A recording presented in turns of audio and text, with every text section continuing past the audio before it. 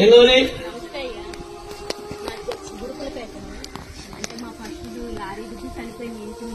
ఏది పశువు గేదెలు?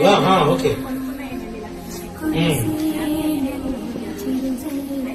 లారీ దొరకదా? ఎలా ఏం జరిగి నీకేమి ఇబ్బంది లేదు. ఎన్ని గేదెలు? 2 పెద్ద గేదెనా? ఉద్దేశం మీకు ఆగలా? నేను పంట తెచ్చుకో పొద్దున్నే గేదెలు ఇస్తాను. పాలు తాగిన తర్వాత మళ్ళీ నా గేదె నాకు ఇచ్చి. నమస్తే అండి, నా పేరు నర్ని వెంకటేశ్వరమ్మ. మాది మాదేపల్లి పంచాయతీ గురుకులపేట. బెంగళూరు ఎమ్మెల్యే చింతమనేని ప్రభాకరరావు గారు మా ఊరిలో మాదేపల్లి పంచాయతీలో మీటింగ్ పెట్టారండి. పెట్టి మీ అవసరతలు ఏమని చెప్పమని అడిగారు. అయితే మా గేదెలు అంతకుముందు మా గుమ్మలో కట్టినట్లనే లారీ తొక్కేసి వెళ్ళిపోయింది. ఎప్పుడు తొక్కిందో నైటు మేము చూసుకోలేదండి. మాకు ఆ పశువులే జీవనోపాధి.